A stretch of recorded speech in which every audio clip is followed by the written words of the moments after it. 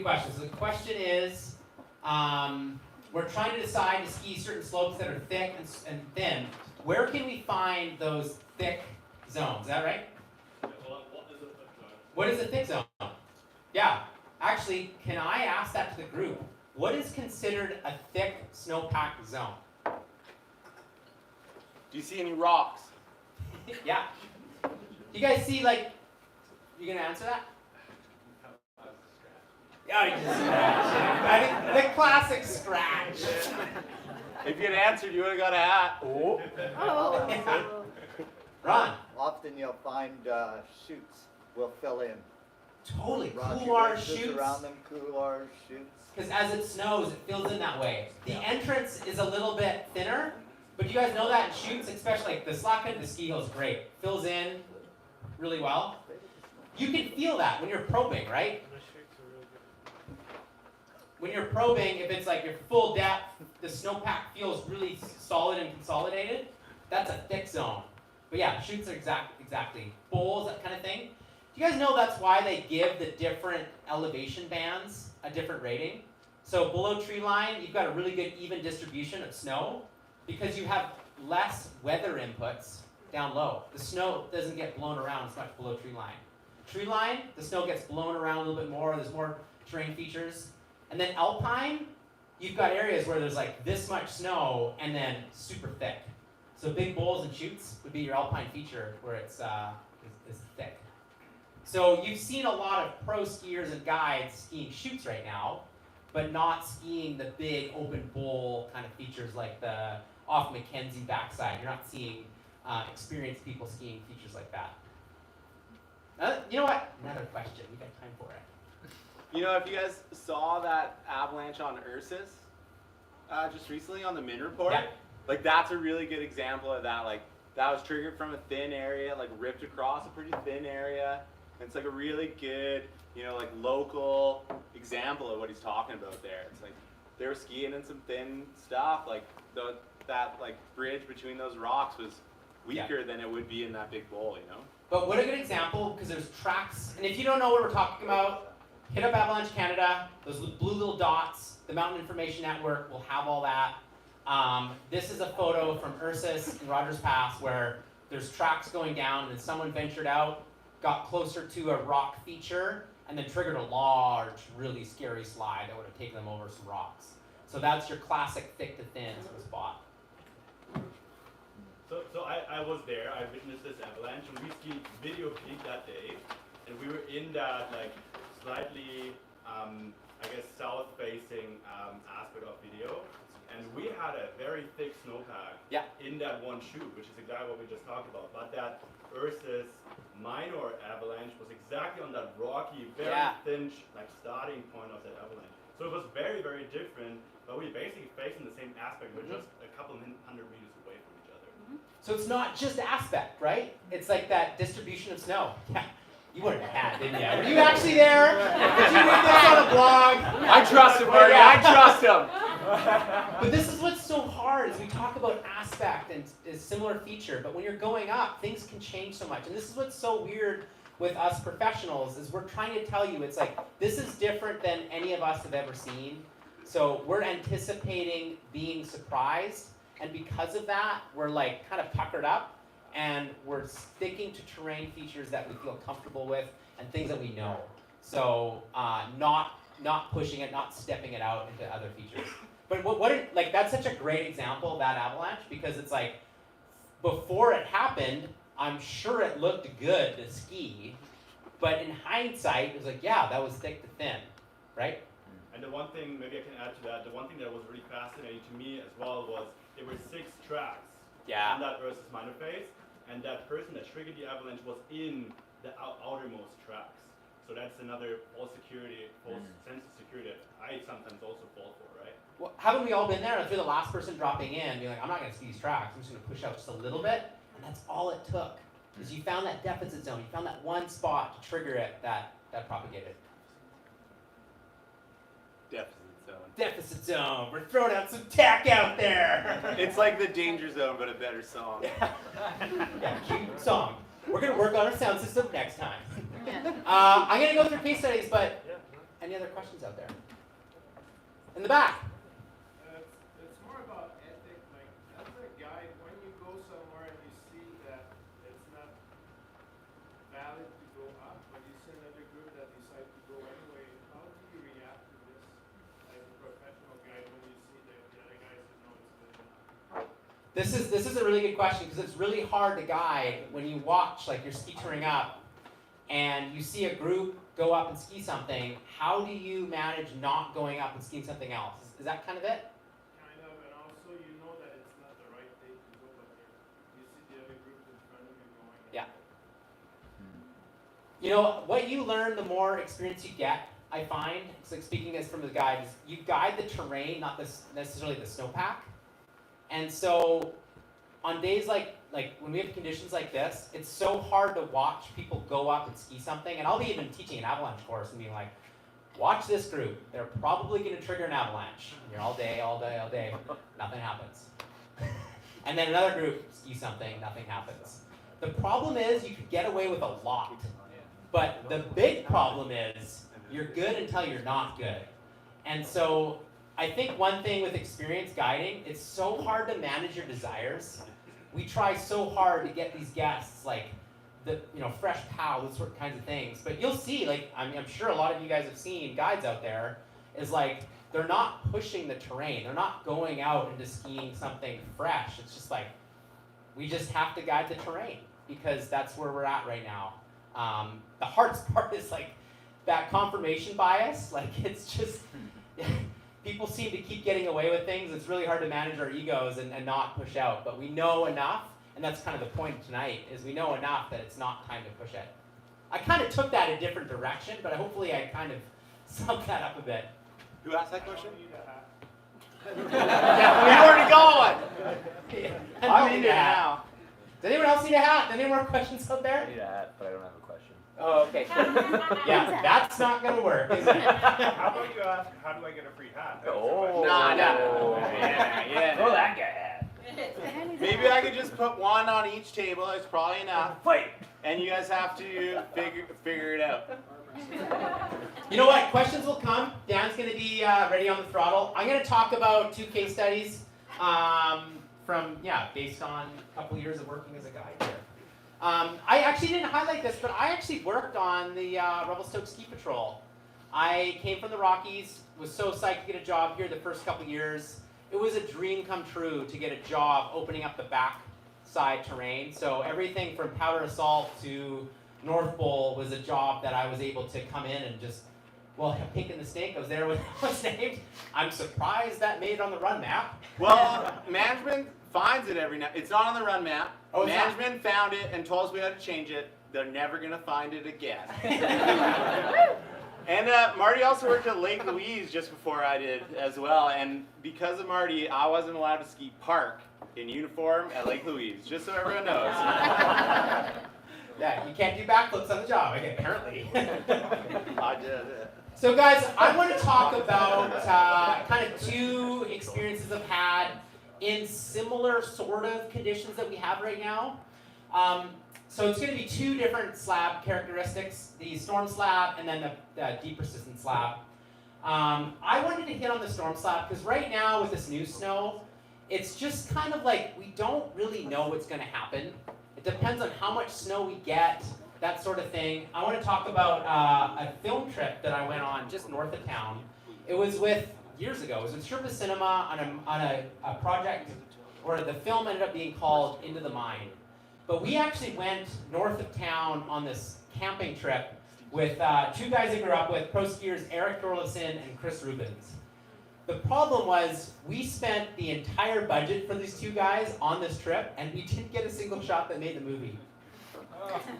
Because we triggered a slide, we got spooked out, the conditions just weren't there. And it's what's interesting with this is like, so much of this actually happens outside of the film industry where you go and you try to get shots and nothing ends up happening. But there's a great learning opportunity with it. So north of here, closer to Mica Creek, we flew in and we actually set up a base camp just just below this big avalanche path. And on Google Earth, these mountains looked perfect for filming. As soon as we landed, it was like, these mountains were way bigger than we thought. what had happened is about a month of a like dry spell. We decided to fly into the spot because we knew there was a storm coming that was forecasted to be like 15 to 30 centimeters of new snow with light winds. And we were planning on skiing these big, huge lines to be like the climax of the movie. We flew in, it snowed, but before it snowed, you can see there's actually a bit of a fraction line here. There was a persistent weak layer of concern that slid everywhere. And we loved this spot because it was either flat or super extreme. So we were really happy to ski this because our problem was, our biggest concern was to ski these big slopes that we thought that persistent slab was on. We were psyched because 15 centimeters on top of something that had slid would be awesome to ski. So on this avalanche, we ended up skiing up here. We actually went like mellow terrain, and a lot of the shots I'm going to show you are from up here. And we were skiing the bed surface of I think it was like 15, 20 centimeters, the bed surface down here. You can kind of see, this is a picture of Chris before he drops in, and this is sort of up here. But I wanted to paint the picture here. So we were in a tent. We were there for about 2 weeks waiting to go and ski this line. 15 centimeters, blew in, and yeah, there's not going to be sounds. I'm going to end up talking through this whole thing.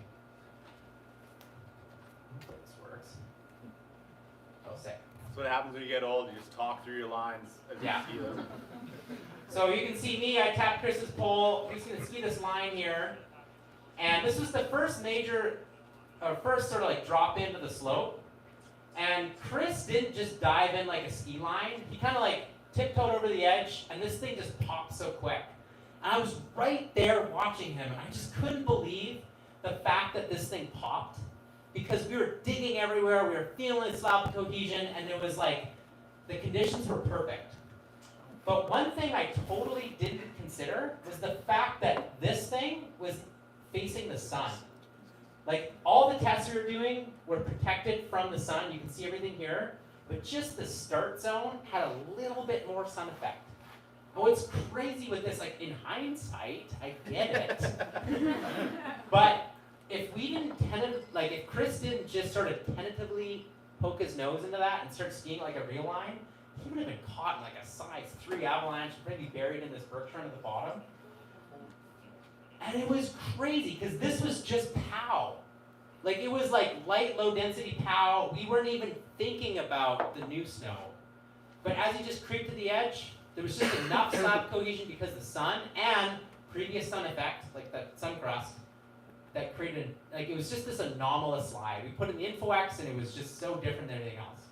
What time of year was it? This was March.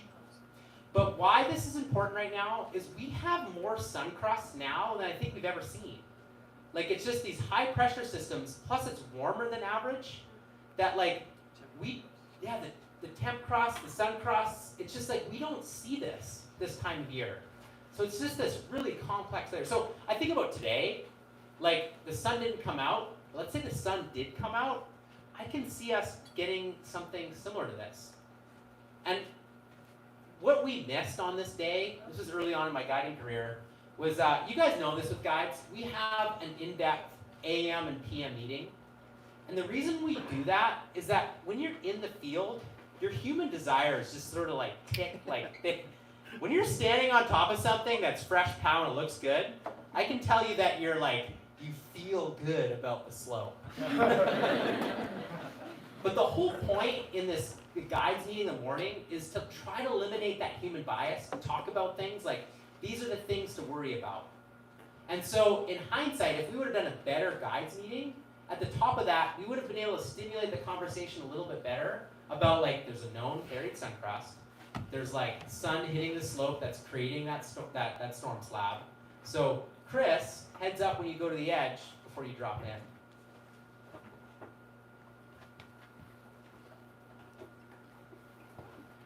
So if you think about the 4 weather inputs that affect change in the snowpack, so how about this? How about I ask this question? If there's enough change to knock snow off trees, there's enough change to knock snow off the mountains. So think about the 4 weather inputs that would knock snow off trees. What would that be? Wind.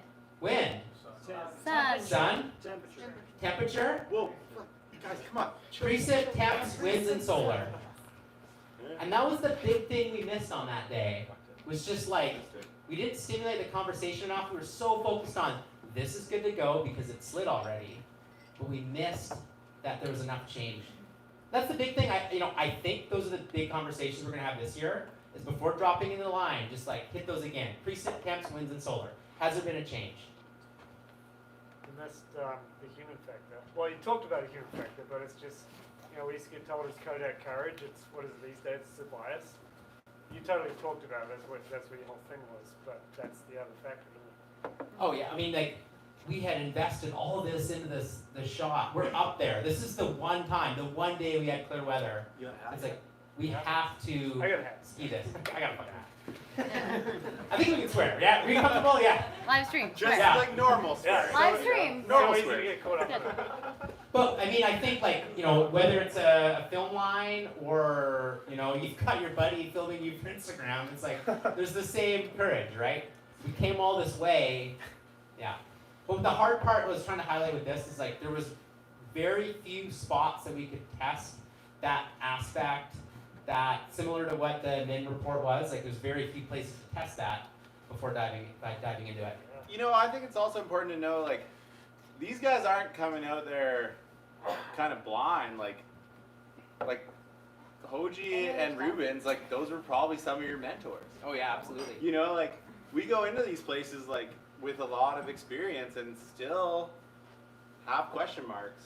And I think it's important for us to all know that, like, even like when we throw, like at Lake Louise when I used to work there, we throw 9 bombs and the 10th one makes an avalanche. Totally. And it's that same thing, like, we gotta give it reverence because we don't know it all. Well, in reality, you guys, like, snowpack is always going to be inexact. It's terrain that's the constant. Ew. So if you don't want to get caught in an avalanche, don't get in avalanche terrain. So like, what I'm trying to get at here is like, build into more and more complex things. The hard part is it's really easy to get into complex terrain off the ski hill. And in Rogers Pass, you can't stick into simple terrain. Like, how many times have you seen in like the Revelstoke Ski Tours group where people are like, I just want to go out and find a small, mellow slope. Practice slopes. That doesn't exist. Yeah, the practice slopes below a huge avalanche path. It's more complex here than anywhere else. It's just hard. Know that going in. Go for it, Kim. I was gonna say too, there's lots of like, especially around here, there's lots of like, future guides, we'll say. Yeah. And so you have the checklist of the things and the lines that are cool to ski to get on that resume and all that sort of stuff. I think that factors in, because like, kind of like the Kodak Courage, right? It's like, who skied Forever Young? Yeah. And who skied SGA? Yeah. No, let's keep Forever Young. Yeah, let's go there first. And Yeah. like, I think those 4 factors that you mentioned, as well as just like checking in, like, what's my motivation on this line? Yeah. Is it the right time? And I think, like, I want to highlight it again. It's like, we're not in a spring-style snowpack, where it's like, just because the bulletin is super low danger rating, it's just weird out there. So, that's the big thing. Can I add one more thing there, just as a ski patroller? Like, avalanches don't hurt everybody in the backcountry. Like, you hit a rock out there, you hit your head on a rock out there. Like, how many people here wear a helmet when they ski tour? Yeah, like, those rocks are freaking close right now. And it's just something to think about. Like, we talk a lot about avalanches, but we don't always talk a lot about like, you're 12K back and you blow your knee. Yeah. What do you got? What do you got to get that person out? What you packing, bro? What you packing, bro? Yeah, and there's, you know what, so maybe this is a good plug. We're going to do 2 more of these events, and we'll get Chris Rubens up here to talk about an avalanche that he was involved in up the slack country. Maybe next time, or The backcountry, let's the call it. backcountry, yeah. Yeah, there's nothing slack about the back. Punch. Where a bunch of pro skiers were in the backcountry and they didn't have the right gear to extricate someone that was caught in a slide. It was just not enough. I'm going to quickly hit this because Kevin, we don't have to actually leave at 8. Stick around, man. Okay, here's our flow. Should we get a cheer for Kev? Yeah! How does one man do it? This is actually, it's so glad we have this room. So I'll plug that right now. We're going to do February 15th. We're going to come back for this. March 7th. We're doing this as well. The whole point is like a collaborative conversation. I'm so proud of you guys for asking questions. It's just going to get better and better. This is the first time. This is actually a great way to finish it. Is an avalanche I was caught in. You guys have heard me talking before. I've talked about this avalanche. It was significant to me because I was 19 years old and I was caught in a big old slide. But I'm going to focus a lot on the terrain of this one. So this slide happened in Lake Louise, which is a rocky snowpack. Let me hit on this really quick. So there's 3 kind of zones where we have like 3 different snowpack zones in Canada. There's coastal, there's interior, and there's Rockies. So we're probably in interior snowpack here, right? Coastal obviously gets a lot of moisture, a lot of snow. You don't get a lot of areas where it's faceted, that kind of thing. The Rockies obviously being more faceted. So I'm giving this as an example because it's like there's Rocky style characteristics out there where you're good, and then all of a sudden you're not good. And I found out that not good spot. So, do you guys? A lot of you guys know Lake Louise. I hate to be bringing it away. My Rockies pros. So, I'm talking about 3 runs that we did, and each run the terrain characteristics were significantly different. But my mindset at 19 was like, snow was white, it felt good, nothing happened. So I kept building into bigger terrain. That's human mindset. It's just like, if nothing happens, it's probably good to go. That's kind of what's happening right now. So where I'm talking about, I actually ski, this is just the run map. I'm just saying like, the backcountry doesn't actually depict very well. Fuck, that's an old one. Look at that. Summit ladder? You guys, I skied a line here, and then I progressed more and more into bigger terrain. Oh yeah, the dynamics here. I was with a couple pro skiers. There's 4 of us total. Guys I'd seen in the movies, who I thought were, well, yeah. Best friend? My best friend. I had taken a CAA professional level course, so of course I thought I was super dialed. I knew everything. This is actually doesn't do a very good job at depicting the first run we did. So first run we decided to do was ski this big open bowl. And we decided to ski that because there's like this bowl, other than the start, the drop in, was a classic, like, it was a thick area. It gets a lot of snow. Everything in here was like over 2 meters, really consolidated snow. So once you're skiing in it, felt totally good, other than that drop-in spot. We skied that, felt good. Let's do number 2. We decided to ski a run called Dog's Leg. And it was brought up earlier that a spot that right now that's got thick snow is a couloir. So this actually, the photo's not that good because you see a bunch of rocks, but this is kind of on that day. So you can imagine this is thin, but once you're in it, that snow kind of goes in and packs in really well. We skied a couloir. It was feeling good, meaning that nothing actually happened. For the 3rd lap, it was like, let's go ski vortex, because I've seen stuff like this in the movies. My skiing ability is totally good enough to ski something like this, which would just be like an RMR. This would just be an average black run on the backside. So the next lap we decided to ski was down here. Super similar to the Min report, where it's like there's a lot of white, but there's a lot of rocks sticking out. On this day, just to paint the picture, it was sort of like foggy. And what we decided to, this photo actually wasn't from the day, this is just a different photo. We decided as a group that was just like, okay, if an avalanche happens, our only escape route out was out the bottom. And it's fucking huge. Slow, it's huge. There's not like if it pops, you can kind of like get out to a safe zone or escape route there. It was like, this thing pops, you're in it. So we decided on that day that the only way we were going to ski this is if it popped, like if it actually went blue. So we're standing up here for a while, Harley's probably drinking off a flask. We actually didn't think we were going to ski the slope, but then all of a sudden it popped.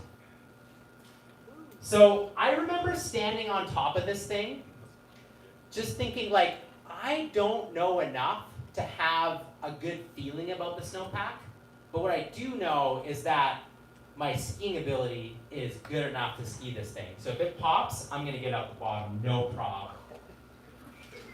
And this is it, like, and this is not from the day, just kind of paint the picture here. So it's kind of similar to that avalanche from the mid-report, where it's like, it's a big face.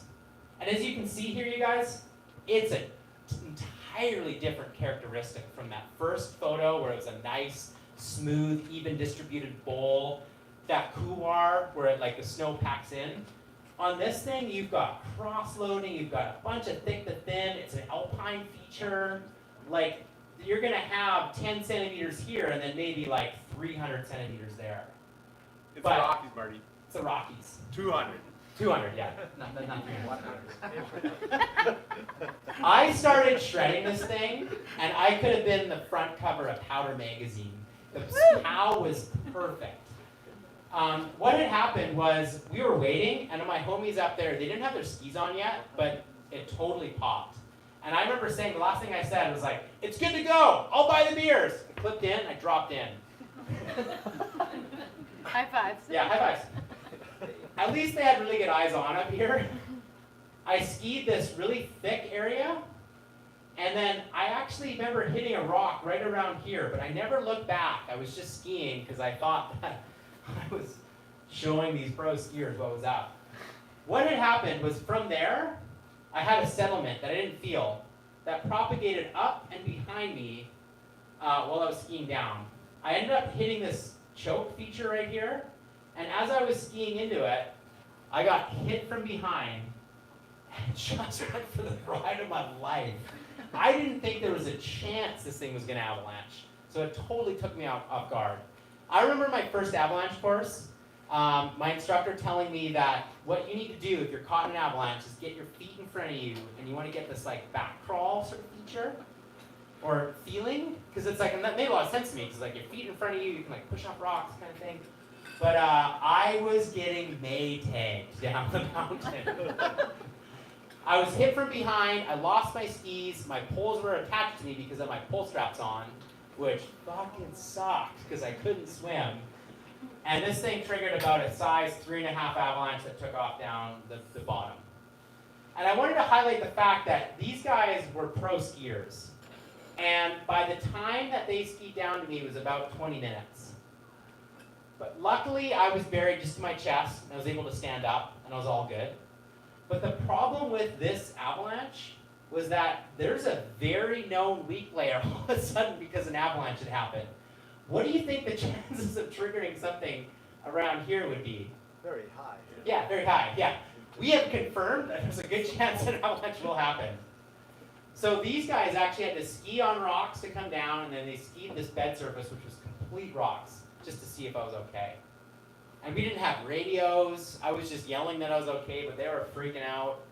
But can you imagine if someone skied down this POW here, triggered another slide, I was buried to my waist, they would have triggered another slide, which would have completely buried me. And then we were down here, the ski hill is just like, inbounds is right there. We barely made it out before dark because I lost my skis. And like, we had enough stuff to get out, but you know, I had to borrow someone's ski, walk out of there, like post-holing. Yeah, we barely made it out on our own. I think that might be it.